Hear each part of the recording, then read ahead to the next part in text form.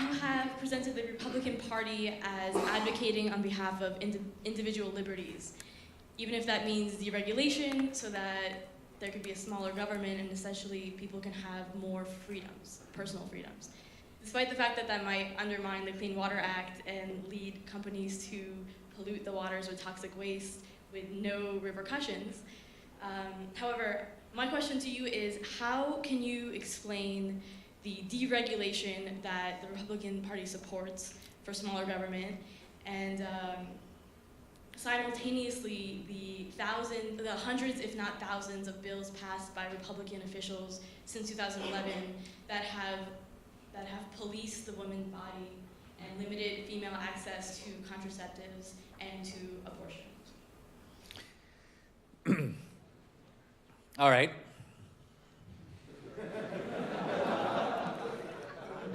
Somewhat like the mosquito in the nudist colony, I'm trying to figure out where to begin. Well, all right.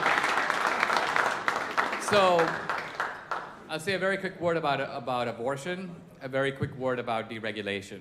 Abortion first. We talk about birth control and abortion. Let's set aside for one moment the debate about whether or not abortion is a constitutional right.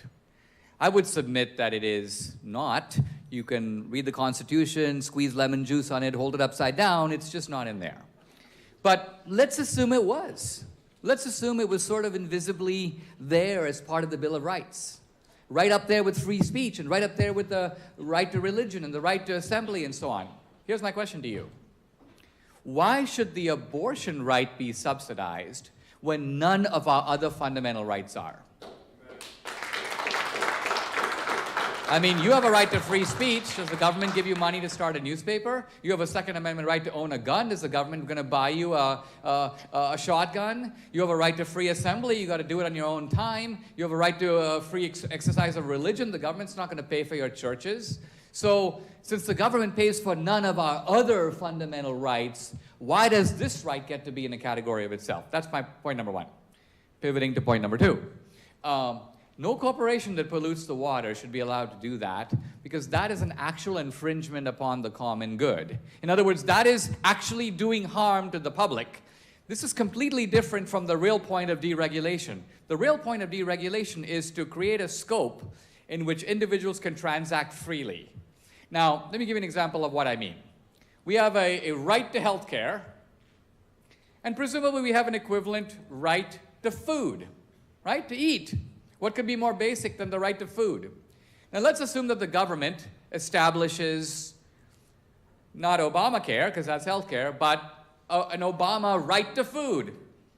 And the basic idea here is that when you go to the grocery store, you can get food, and somebody else will pay.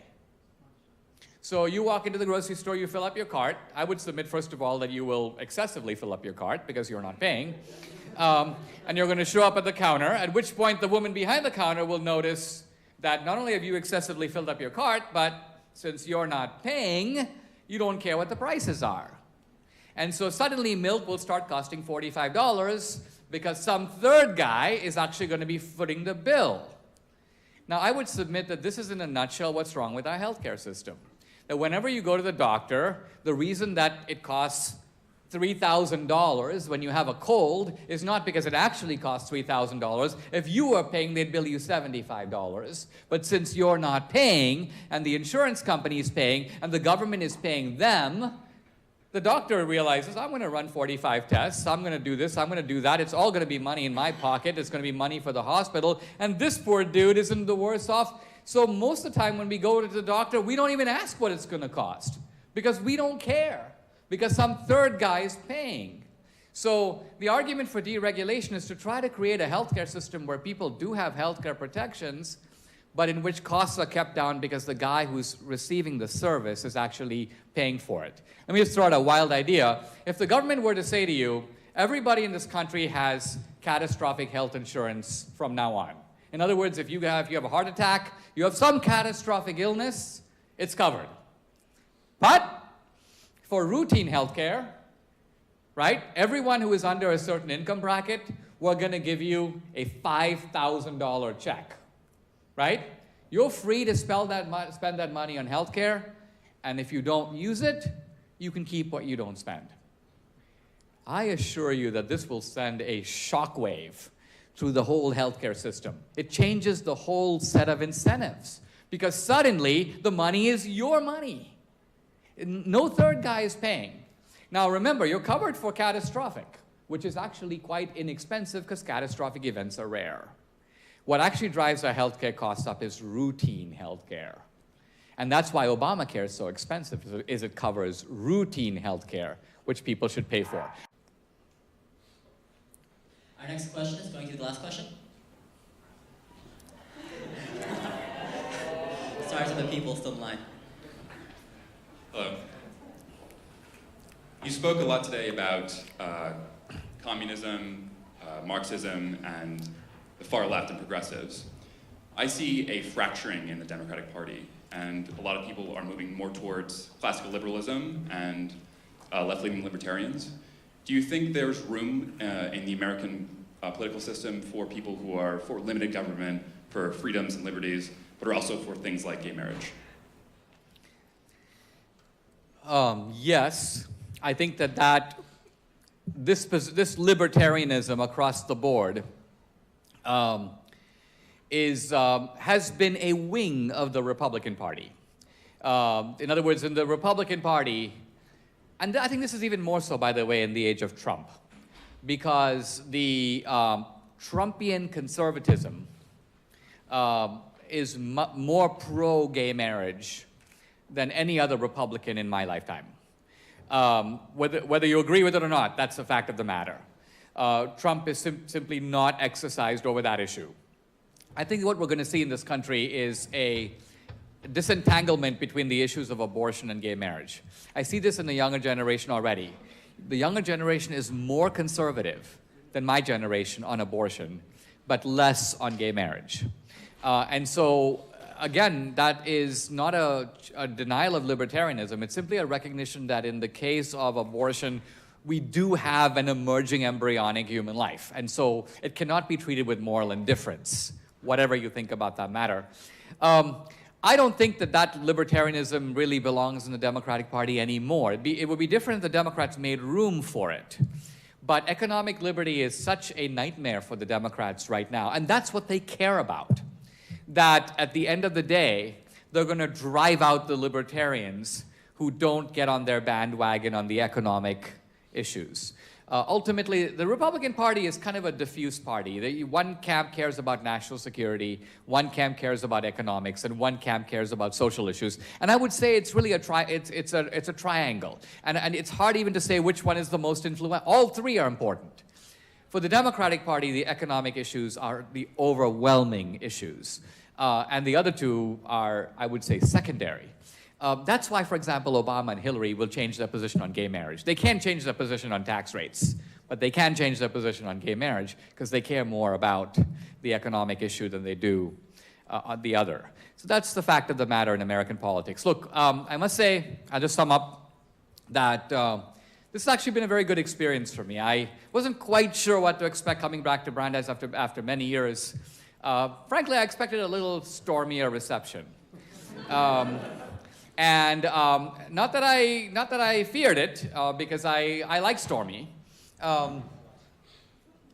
But I think the great benefit of what's happened tonight is that we've actually been able to dive into some quite controversial and divisive issues and talk about them in a very sober way. And so I want to give you some credit for that, because I think this is a very good lesson for people on other campuses to keep their minds open to rival points of view. And I hope you'll see this event not as a singular event. In other words, this is the dose of conservatism we get at Brandeis for the year 2017.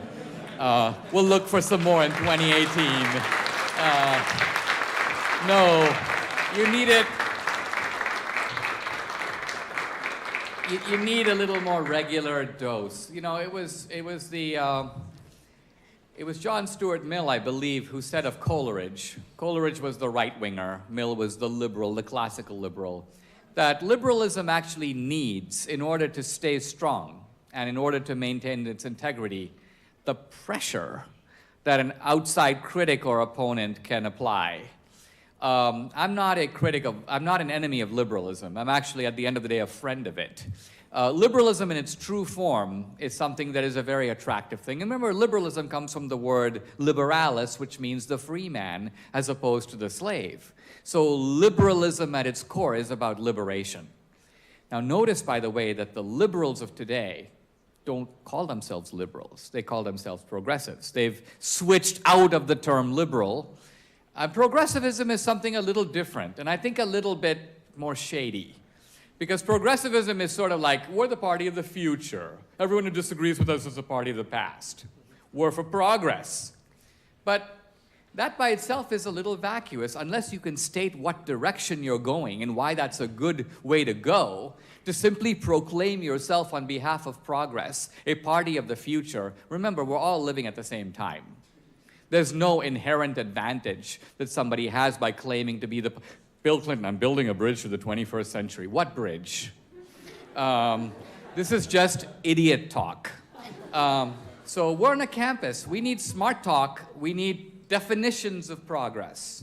We need to ask whether people who are claimed to be reactionary really are. And I think we need to look with Trump with fresh eyes because he's an outsider. We haven't had an outsider come from nowhere, i.e. not a senator, not a governor, to the presidency since Eisenhower. And Trump is going to do some crazy things. And he's going to challenge some things. But I would ask at the end of the day to ask, where is he taking this country? What are his... He's not a creature of ideology. He's a creature of instinct.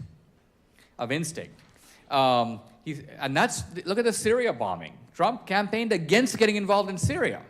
But that's not to say that if his instinct says something's wrong in Syria and this is what I need to do. Similarly on trade, I think his instinct is, it's a little bit of a testosterone-driven instinct. It's a bit like if other guys are trying to ban our products, I need to kick their butts a little bit so that they stop banning our products, and that if they want to sell here, we gotta be able to sell over there. I would suggest that this is actually why in a democratic society we elect leaders, to fight for us, And that's, I think, what Trump means by America first. He doesn't mean that he wants to undo the civil rights movement. He doesn't want to send women home from the workplace. None of that. That's not what he means. What he means by America first is an economy that's growing. As far as I can see, his immigration policy is completely multiracial. The vast majority of our immigrants today do not come from Europe. They come from Asia, from South America. They come from Africa. I've never heard Trump say a word that he wants to alter the racial component of American immigration. Not at all. So for these reasons, I'm a little more hopeful about Trump than the rhetoric that I hear coming against him, even from the conservatives. We'll have to see at the end of the day, but this talk, in my opinion, has been a really good start. Thank you for coming.